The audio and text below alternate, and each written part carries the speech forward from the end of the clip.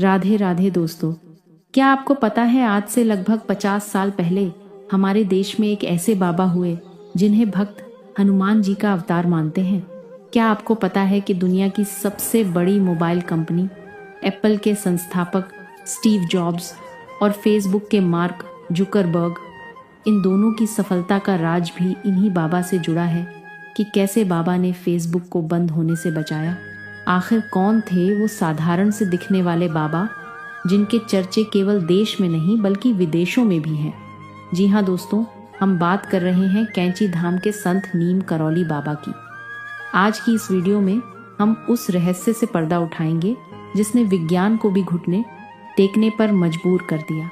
दोस्तों, मैं वनिता आपका हमारे भक्ति बिट्स ठाकुर जी इस चैनल पर स्वागत करती हूँ। दोस्तों, कैसे एक बाबा ने अपनी शक्तियों से पूरी ट्रेन को रोक दिया और कैसे हजारों मील दूर बैठे हुए उन्होंने बॉर्डर पर लड़ रहे एक सैनिक को गोली लगने से बचा लिया। आखिर क्या है बुलेट प्रूफ जैकेट की कहानी, और क्या सच में उनके पास समय को रोकने की शक्ति थी? क्योंकि हमें बहुत से प्रमाण और कहानियां ऐसी मिलती हैं जो बताती हैं कि बाबा एक ही समय पर दो जगह मौजूद होते थे। आखिर ये कैसे संभव है और क्या है कैंची धाम का रहस्य? क्यों आज भी यहाँ लाखों की तादाद में भक्त आते हैं? आज हम इन्हीं सब रहस्यों से पर्दा उठाएंगे, बताएंगे नीम करौली बाबा की असली कहानी कि कैसे एक साधारण से बालक सेवे बने नीम करौली बाबा और कैसे वो लोगों के मन को पढ़ लेते थे, और क्यों विदेशों से बड़े बड़े लोग उनके दर्शन को आते थे, और सबसे बड़ा सवाल कि क्यों उन्हें हनुमान जी का अवतार कहा जाता है। इसके पीछे क्या रहस्य है? जब मैं आपको इसकी सच्चाई बताऊंगी तो आप भी चौंक जाएंगे। तो चलिए दोस्तों, जानते हैं नीम करौली बाबा का रहस्य। लेकिन उससे पहले कमेंट में जय बजरंग बली जरूर लिखें। बात है 2007 से 2008 के बीच की। उस वक्त फेसबुक बहुत मुश्किल दौर से गुजर रहा था। याहू और दूसरी बड़ी कंपनियां फेसबुक को खरीदना चाहती थी और फेसबुक के फाउंडर मार्क जुकरबर्ग फेसबुक को बेचने ही वाले थे। तभी उन्हें स्टीव जॉब्स ने कहा, तुम्हें एक बार भारत के उसी मंदिर में जाना चाहिए जहां मैं गया था। जिसके बाद मार्क जुकरबर्ग कैंची धाम आए और वहां कुछ समय बिताया। जिसके बाद कुछ ऐसा हुआ कि मार्क जुकरबर्ग ने फेसबुक को बेचने का सवाल छोड़ दिया और आज फेसबुक दुनिया की सबसे बड़ी कंपनियों में से एक है।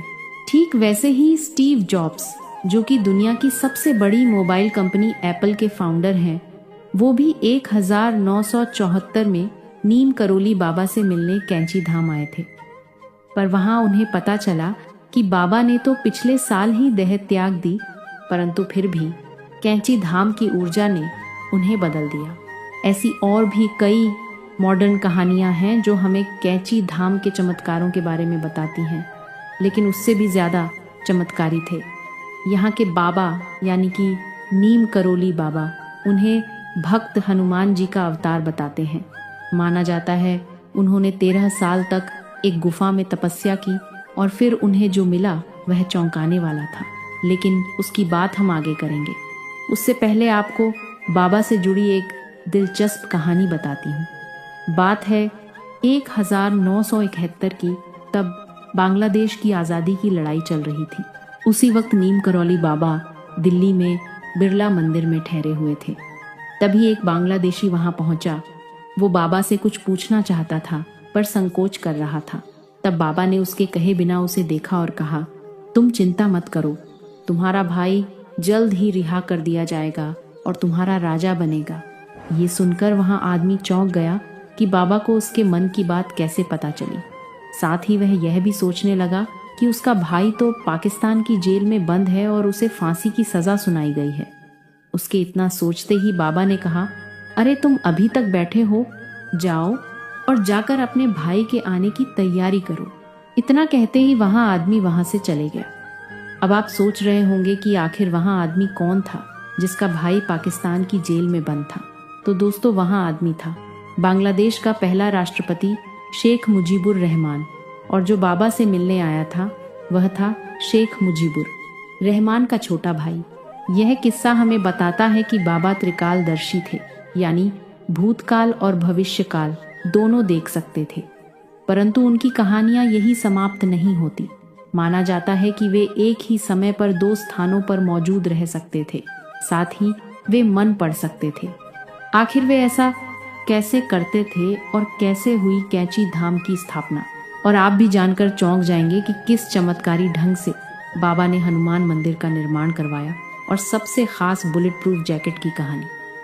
लेकिन इन सबको जानने से पहले हम नीम करौली बाबा को अच्छे से जान लेते हैं कि कैसे एक साधारण सा बालक लक्ष्मण दास बन गया नीम करौली बाबा।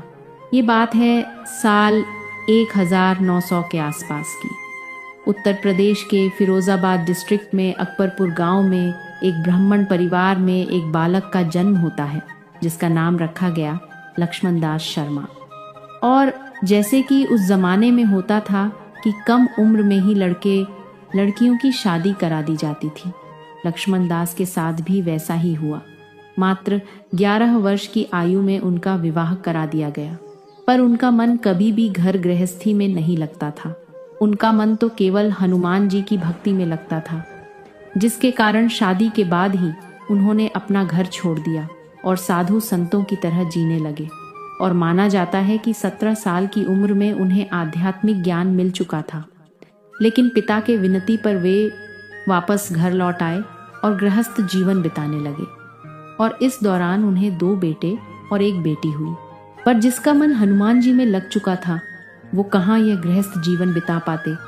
इसलिए साल 1958 में उन्होंने फिर अपना घर छोड़ दिया। तो दोस्तों, ये तो हो गई लक्ष्मण दास की कहानी। तो चलिए अब उस प्रसिद्ध और रोचक घटना को जानते हैं जिसने लक्ष्मण दास को बना दिया निम करौली बाबा। ये कहानी बताई थी रिचर्ड एल्बर्ट ने, जिन्हें बाबा ने रामदास नाम दिया था। उनके अनुसार एक बार की बात है, बाबा ट्रेन में सवार होकर कहीं जा रहे थे, पर उनके पास टिकट नहीं थी।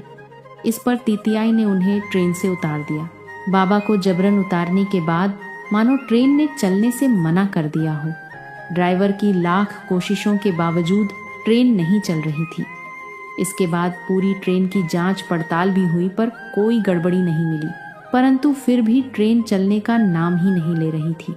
तब ट्रेन में बैठे एक आदमी ने सुझाव दिया, जिस बाबा को इस ट्रेन से जबरन उतारा गया है, उन्हें वापस बैठा लिया जाए तो शायद ये ट्रेन चल पड़े, माना जाता है।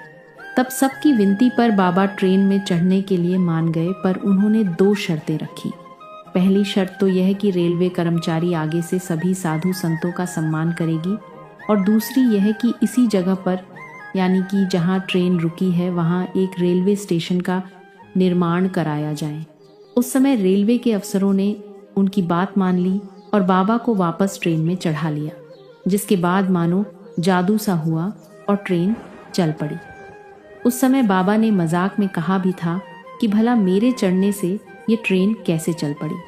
वैसे दोस्तों, जहां ये ट्रेन रुकी वह जगह थी उत्तर प्रदेश के फर्रुखाबाद डिस्ट्रिक्ट के एक छोटे से गांव की। उस गांव का नाम था नीम करौली, और तब से ही बाबा लक्ष्मण दास को नीम करौली बाबा कहा जाने लगा। माना जाता है कि बाबा को लोगों के दुखों का पहले से ही ज्ञान था। उन्हें पता था कि नीम करौली गांव के आसपास एक भी स्टेशन नहीं है, जिसके कारण लोगों को कई किलोमीटर पैदल चलना पड़ता था, और इसी कारण बाबा ने यह सब खेल रचा। तो दोस्तों, इस तरह लक्ष्मण दास बन गए नीम करौली बाबा।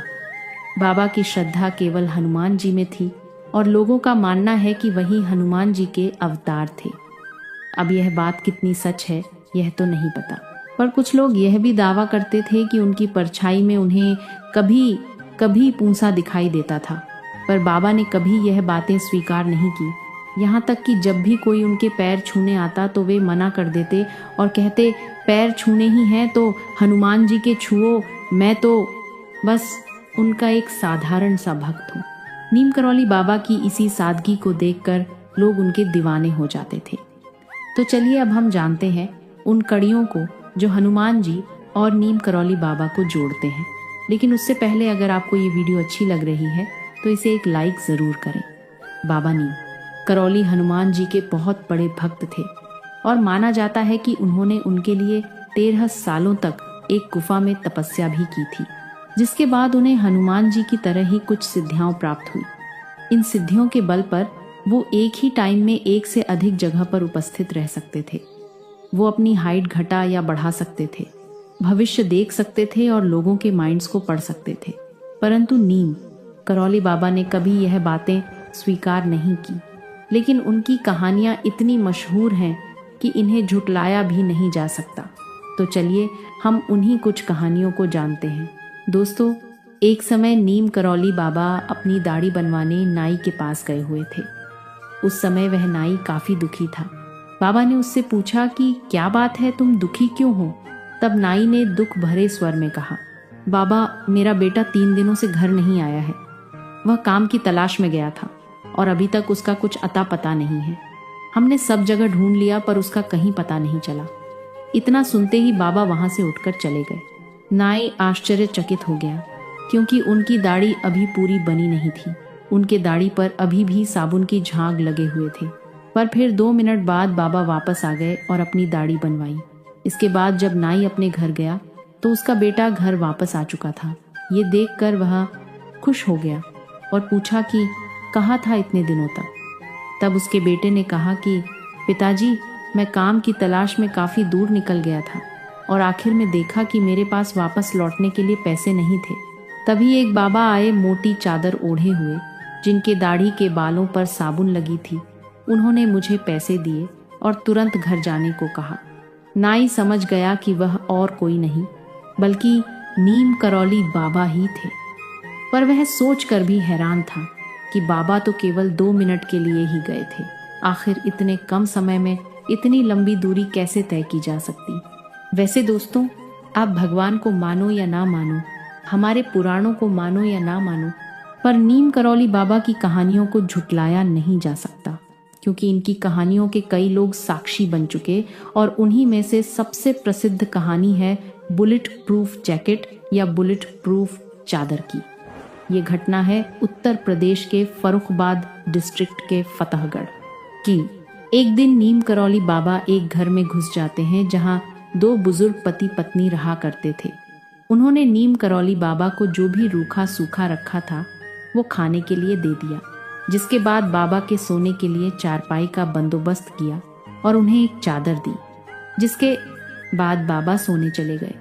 हालांकि उन दोनों को यह अफसोस था कि वे बाबा के लिए कुछ खास नहीं कर पाए। इसके बाद वे भी सोने चले गए। अचानक रात में बाबा के चिल्लाने की आवाजें आने लगी, मानो वो दर्द से कराह रहे हो। पर उस पति पत्नी में हिम्मत नहीं हुई कि वे बाबा के पास जाकर पूछ सके।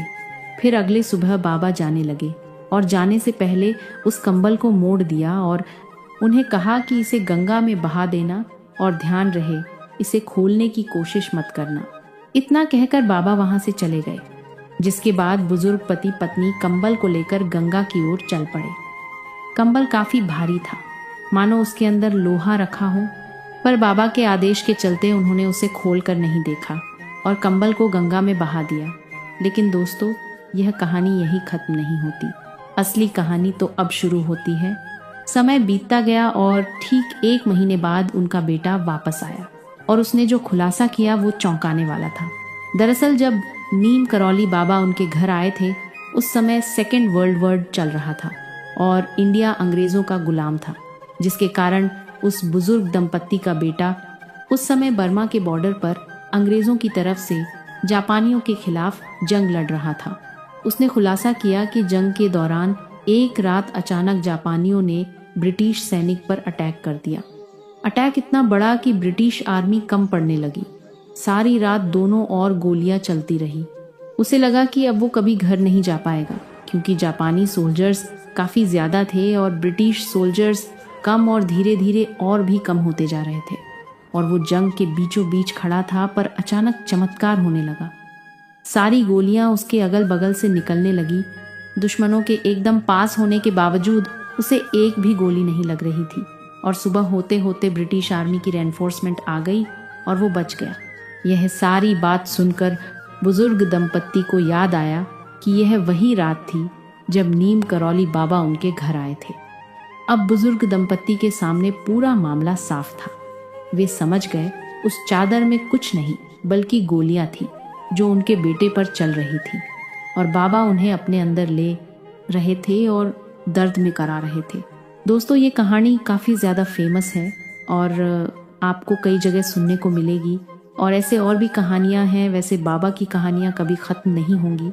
इसलिए चलिए अब जानते हैं कैंची धाम के बारे में, जो आज भी लाखों श्रद्धालुओं के लिए एक तीर्थ स्थल है, जहाँ जाने से मन शुद्ध हो जाता है और लोग अपने आप को पहचान पाते हैं। कैंची धाम सिर्फ भारत में नहीं बल्कि विदेशों में भी बहुत फेमस है। यहाँ देश विदेश से हर साल लाखों लोग आते हैं। तो चलिए अब जानते हैं कैंची धाम के निर्माण की कहानी। नैनीताल से लगभग 17 किलोमीटर की दूरी पर बसा है कैंची धाम आश्रम। अब आप सोचेंगे कि इस आश्रम का नाम कैंची धाम क्यों है। दरअसल यहाँ एक मोड़ है जिसमें दो पहाड़ एक दूसरे को कैंची की तरह काटते हैं, जिस कारण इस जगह का नाम कैंची धाम रखा गया है। और आज के टाइम पर यही बाबा नीम करोली का आश्रम है। हर साल 15 जून को यहाँ पर एक बड़े मेले का आयोजन होता है, जिसमें देश विदेश से भक्त हिस्सा लेते हैं। हम कैंची धाम आश्रम के बारे में और भी डिटेल में जानेंगे, लेकिन उससे पहले हम ये जान लेते हैं कि इस आश्रम का निर्माण कैसे और कब हुआ। बात है साल 1940 के आसपास की नीम करौली। बाबा एक छोटी सी घाटी के पास जाकर बैठ गए और एक आदमी को उसके नाम से पुकारते हुए कहा, पूरन यहाँ आओ। यह सुनकर वह आदमी हैरान हो गया कि उन्हें उसका नाम कैसे पता है। बाबा उसकी हैरानी समझ गए और बोले, तुम चिंता मत करो, मैं तो तुम्हें कई जन्मों से जानता हूँ। चलो ये सब छोड़ो और मेरे लिए खाना लाओ, मुझे भूख लगी है।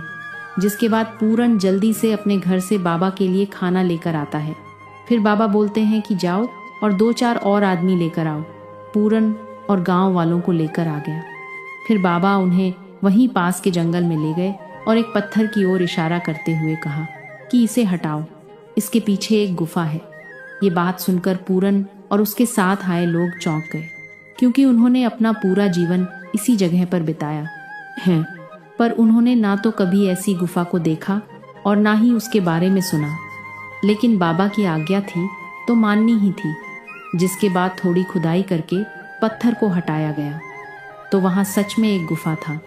जब पूरन और गांव वाले उस गुफा के अंदर जाते हैं तो फिर से चौंक जाते हैं, क्योंकि गुफा के अंदर ताज़ी यज्ञ सामग्री पड़ी हुई थी, मानो किसी ने अभी अभी यहाँ यज्ञ संपन्न किया हो। ये सब देखकर गांव वाले हैरान थे और तभी बाबा उनकी मन की बात समझ गए और बोले, ज्यादा मत सोचो, ये कोई चमत्कार नहीं है और ना ही मैं कोई चमत्कारी बाबा। यह स्थान हनुमान जी का है और अब वही यहाँ निवास करेंगे।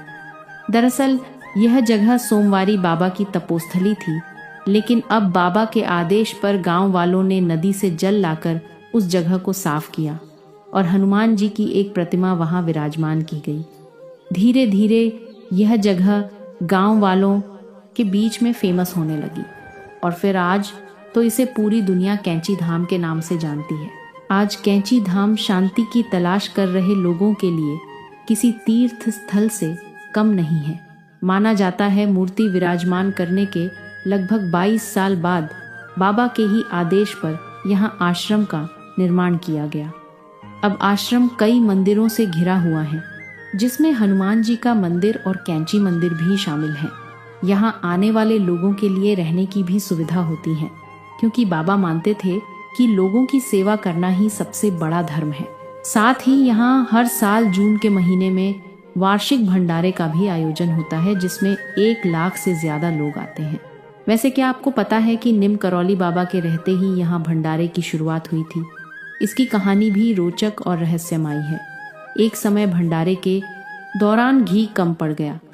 तब बाबा ने कहा था कि नीचे बहती नदी से कैनिस्टर में पानी भर कर ले आओ। फिर उनके आदेश पर भंडारे का प्रसाद बनाने के लिए घी की जगह पानी का इस्तेमाल किया गया और देखते ही देखते पानी घी में बदल गया। दोस्तों, ये सारी कहानियाँ तो खत्म होने से रही, इसलिए चलिए अब हम जानते हैं नीम करौली बाबा के आश्रमों और उनके आखिरी पलों के बारे में, जो काफ़ी ज़्यादा रोचक हैं, जिसे जानकर आप भी चौंक जाएंगे। आज के समय में दुनिया भर में नीम करौली बाबा के 100 से भी ज़्यादा मंदिर और आश्रम बने हुए हैं, परंतु नीम करौली बाबा के समय पर यह संख्या गिनी चुनी ही थी। जैसा कि मैंने आपको बताया कि 1940 में बाबा ने हनुमान जी की स्थापना की थी, जिसके लगभग 24 साल बाद उसी स्थान पर केची धाम आश्रम का निर्माण हुआ। साथ ही कई मंदिरों का भी निर्माण किया और अपने जीवन के आखिरी 10 साल यहीं बिताए। पर यह बाबा का केवल एक आश्रम नहीं था, इसके अलावा एक और आश्रम था जो उनकी जिंदगी का दूसरा ठहराव बना।